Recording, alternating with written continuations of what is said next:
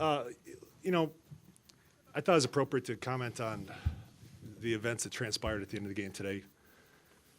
I would just start by saying there's no room, there's no space for conduct like that at any competition, much less a Big Ten competition. The Big Ten takes pride in sportsmanship.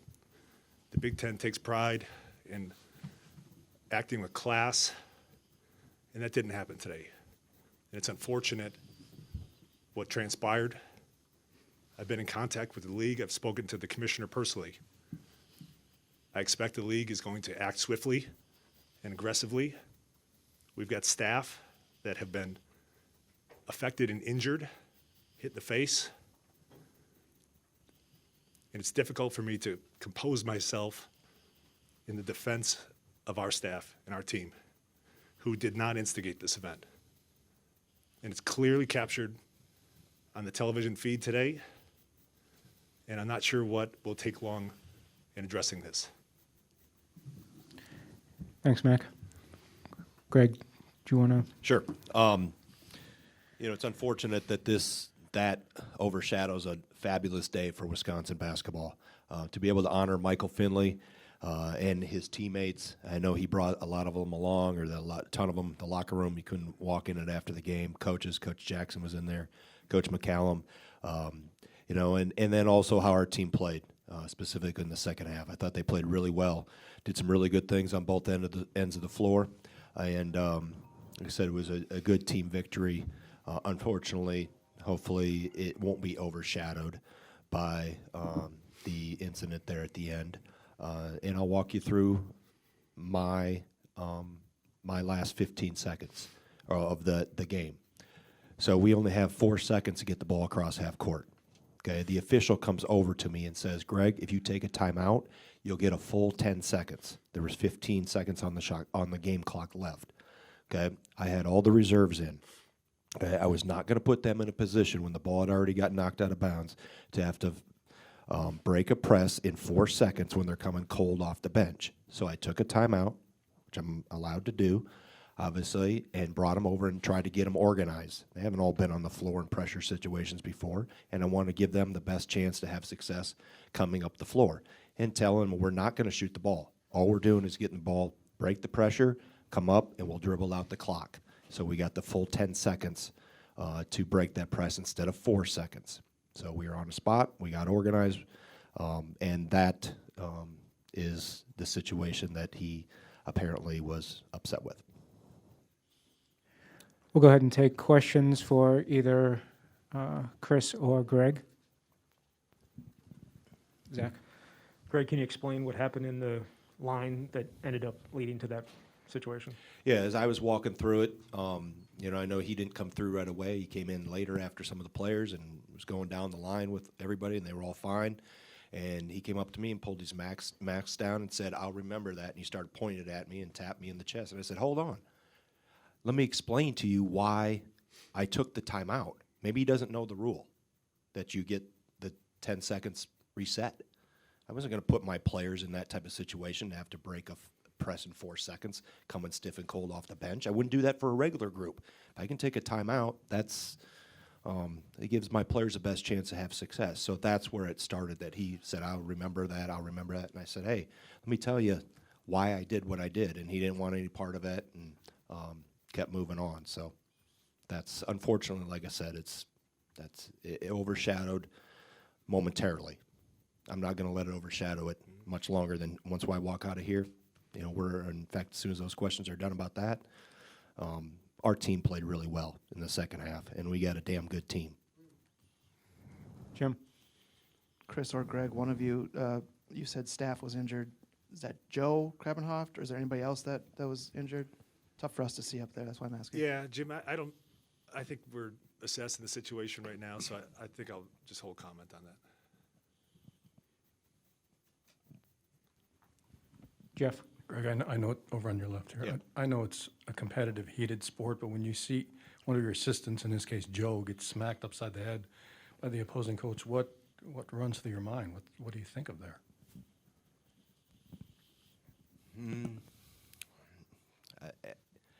it's best that I haven't seen any of the video really, Jeff, and I didn't see that live. So, I mean, I've been told different things, and I'll, hold comment and let those people that are making those decisions, walk from there, and maybe we'll learn more as I look at things and we move forward. In the middle here.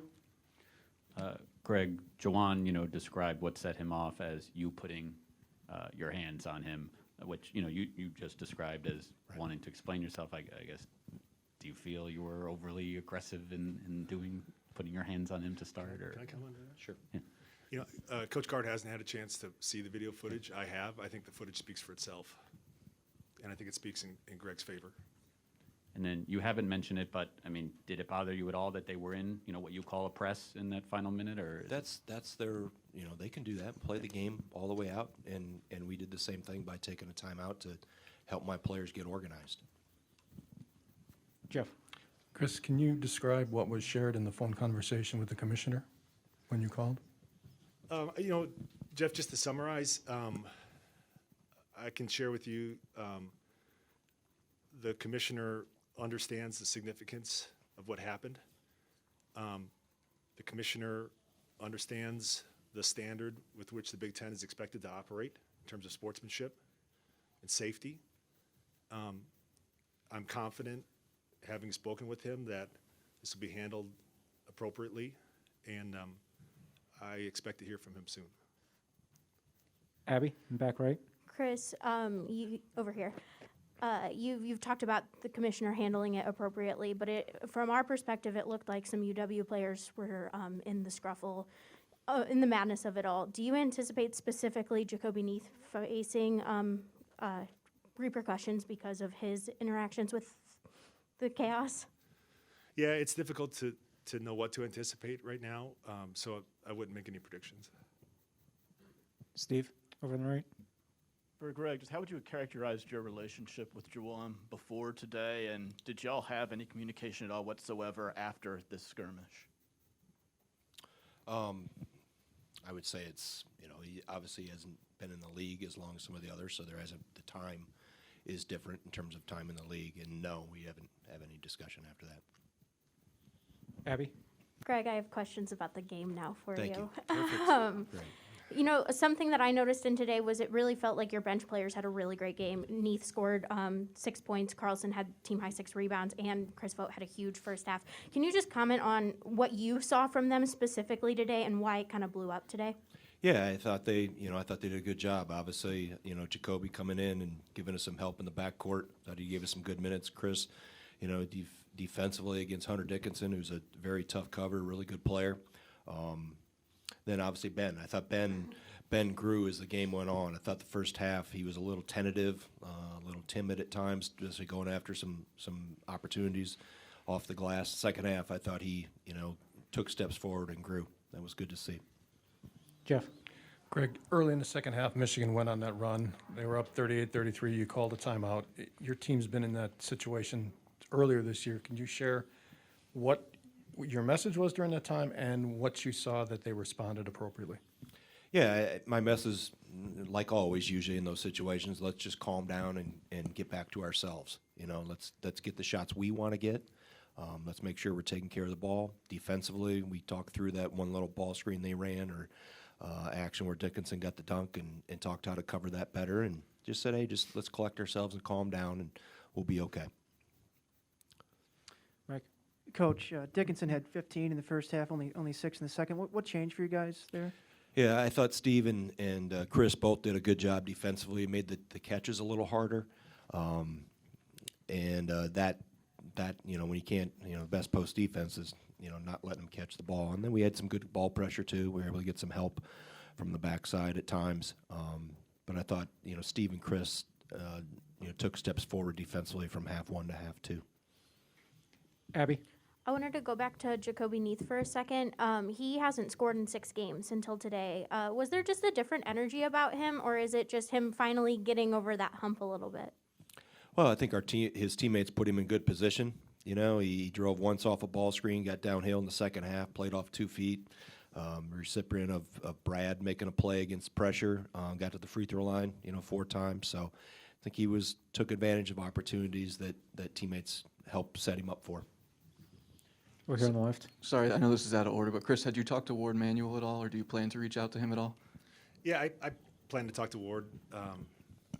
I would consider Ward a friend and a great colleague, and I would trust that he's got the same concerns that I do. I just haven't had the chance to talk to him yet. Jim, over on the right.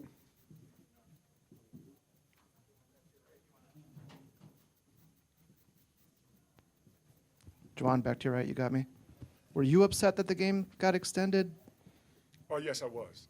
You know, I didn't like the timeout being called, and I'll be totally honest with you. I thought it was, not necessary at that moment, especially being in a large lead. And then for have a timeout to be called with 3 seconds or 4 seconds to go, I thought that was, what I felt wasn't fair to our guys. And so that's what happened. Just a follow-up, if you wanted the game to get done, why keep the press on against Wisconsin's backups at that point? Oh, it wasn't a press. We was just 5 pressure defense, man-to-man. That's what 5 is for us. We're here on the left. Juwan, here straight in front of you. What happens between being upset about a timeout being called and raising it to a point where it looked like you hit another coach in the face? What kind of happens in between to make that happen? Well, basically, I addressed with the head coach that I will remember that because of that timeout. And for someone to touch me, and I think that was very uncalled for him to touch me as we were verbalizing and communicating with one another. So that's what ended up happening, and that's what escalated it. Over on the right here. Yeah, I guess if you could, expand on that a little more. What No, I led will to? not expand on it.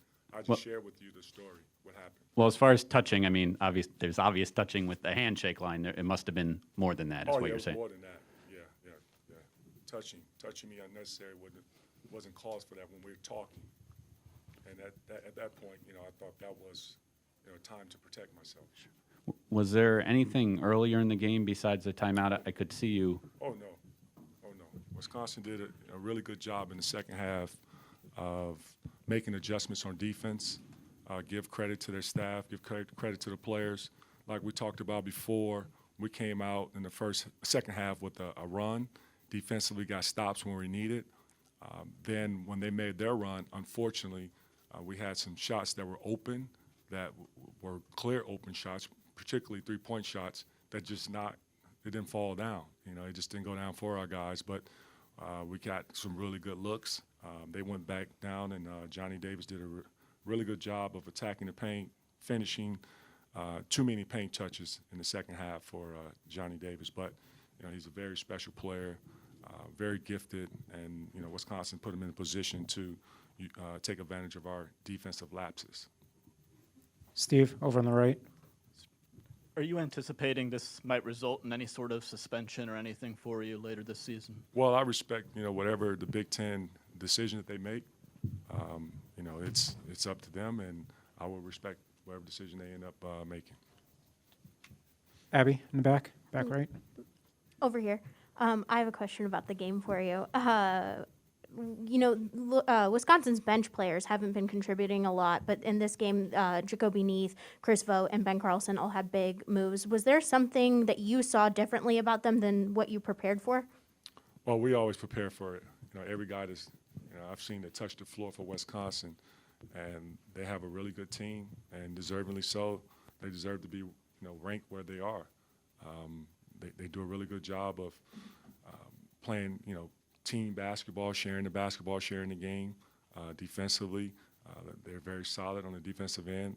They have a deep rotation, and I commend the young guys for stepping up at home, especially during a special time when they're celebrating a fellow Badger who done some special things here at this university. The guy I'm speaking of is Michael Finley. So we expected a sellout crowd, and we expected a team to come out with a lot of energy and effort. Jim. Juwan, what makes Johnny Davis so difficult to contain? I mean, he's improved a lot since last season, and thinking back to some of his growth, he's added the attack downhill. You know, he's relentless in getting to the paint. He has a nice temperament about his game where he doesn't rush anything. He gets to his spots, whether it's finishing layups or pull-up jumpers. He's also very good in the pinch post area.